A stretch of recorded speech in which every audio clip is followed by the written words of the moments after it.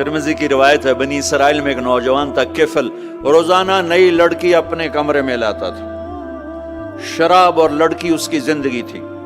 ایک رات ایک لڑکی کو لے کر آیا، 60 دینار 60 دینار پاکستان کا 12 لاکھ روپیہ بنتا ہے، اور آپ کا 1 لاکھ بنتا ہے۔ 1 لاکھ رینڈ دے کر وہ ایک لڑکی کو لے کر آتا ہے۔ جب کمرہ بند کیا تو دیکھا وہ لڑکی رو رہی تھی، تو کفل کہتا ہے میں زبردستی تو نہیں لے کر آیا، ڈیل کر کے لایا ہوں۔ تو وہ روتے بولی، کفل طوائف نہیں ہوں، غریب ہوں، مجھے غربت نے عزت بیچنے تک پہنچا دیا ہے۔ میں کہا کرتا ہوں جب مالدار لوگ زکوٰۃ نہیں دیتے تو غریبوں کی بیٹیاں طوائف بن جاتی۔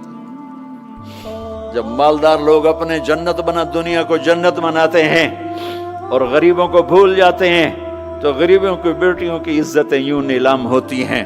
وہ ساری زندگی کے لیے طوائف کا داغ اپنے ماتھے پہ لیتی ہیں اور زندگی بھر عزت کا ایک لمحہ نہیں گزار سکتی۔ اور طوائفوں سے کھیلنے والے وہ ویسے ہی مسٹر رہتے ہیں، وہ ویسے ہی ہز ہائنس رہتے ہیں، ویسے یور آنر رہتے ہیں۔ ایک بچی کی عزت برباد ہو گئی اور اس خبیث کی عزت ویسے کے ویسے ہے۔ اس لیے تو میرے اللہ نے قیامت کا دن رکھا ہے، اس لیے تو میرے اللہ نے قیامت کا دن رکھا ہے۔ ہائے ہائے ہائے ہائے، ایسے تو نہیں حسین سر کٹوا کے نیزوں پہ چڑھ گئے اور آل رسول کے سیٹے گئے اور بوٹی بوٹی ان کے ہو گئی کہ اللہ کو نہیں چھوڑنا باقی سب چھوڑ دیں گے۔ جس امت کے پاس کربلا کی تاریخ ہو وہ امت نماز چھوڑ دے، وہ امت جھوٹ بولے، شراب پی، زنا کرے۔ جلا دو اپنی تاریخ کو، جلا دو اپنی کتابوں کو، جلا دو اپنی میراث کو، جو کرنا پھر جو مرضی کرو، بھلا دو حسین کی قربانی کو۔ یہ کوئی زندگی ہے جو ہم گزار رہے ہیں؟ وہ عورت رونے لگی، وہ لڑکی رونے لگی، کفل عزت دار ہوں، مجھے غربت نے طوائف بنا دیا ہے۔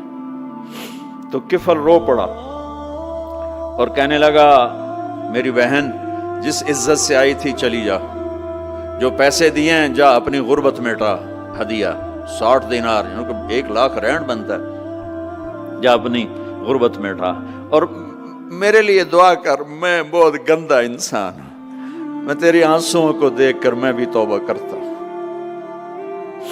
وہ لڑکی گھر پہنچی، پیچھے کفل مر گیا، اس کو نہیں پتا موت آئی کھڑی ہے سر پہ، وہ مر گیا۔ اللہ آخرت سے پردہ نہیں اٹھایا اللہ نے۔ وَمِن وَرَائِهِمْ بَرْزَخٌ إِلَى يَوْمِ يُبْعَثُونَ، پردہ ہے، مر گیا، کیسے مرا، کس حال میں مرا، کچھ پتہ نہیں ہے، اس کی قدردانی پہ قربان جاؤں۔ کل اگر یہ مردہ ملتا نا اپنے گھر میں، اس کو کسی نے اٹھانا نہیں تھا، کمرے میں ہی دبا دینا تھا، وہیں پتھروں میں اس کو دبا دینا تھا، یہ ایسا انسان تھا، لیکن وہ تو توبہ کر چکا تھا۔ اور توبہ کے بعد کی زندگی 15 منٹ، آدھا گھنٹہ، گھنٹہ، سوا گھنٹہ، 2 گھنٹے ہے، اور 30 سال کی زندگی زنا اور شراب میں ہے، اور آدھے گھنٹے کی زندگی میں صرف نیت کی ہے۔ کل تک تو بھی سورج میں نہیں دیکھا اور موت نے آ کے اٹھا لیا۔ صبح جب ہوئی تو لوگوں نے دیکھا کفل کے گیٹ پہ لکھا ہوا تھا ان اللہ قد غفر للکفل، لوگوں اللہ نے کفل کو معاف کر دیا۔ یہ کیوں لکھوایا؟ یہ کیوں لکھوایا؟ اس لیے لکھوایا کہ اب یہ ہمارا دوست ہے، اور اس کو عزت سے ہمارے پاس پہنچاؤ۔ یہ شرابی بھی تھا، یہ زانی بھی تھا، یہ سب کچھ تھا۔ اس سے بڑا قدردان کوئی ہے کہ نیکی کرنے کا ایک دن اس کے پاس نہیں؟ ابھی آج اس نے نیت کی ہے کہ آج کے بعد میں نیک بن کے زندگی گزاروں گا، اور موت نے مہلت نہیں دی۔ خالی نیت پر میرے اللہ نے کیا کر دیا، اتنا بڑا مین گیٹ پہ نورانی سطر سے لکھا ہوا تھا ان اللہ قد غفر للکفل، اللہ نے کفل کو معاف کر دیا۔ یعنی جاؤ اس کو عزت کے ساتھ لے کر آؤ اور میرے دربار میں پہنچاؤ، یہ اللہ ہے۔ میرے عزیزو، اللہ کے واسطے اپنے اللہ سے دوستی کر لو، اپنے اللہ کو اپنا بنا لو۔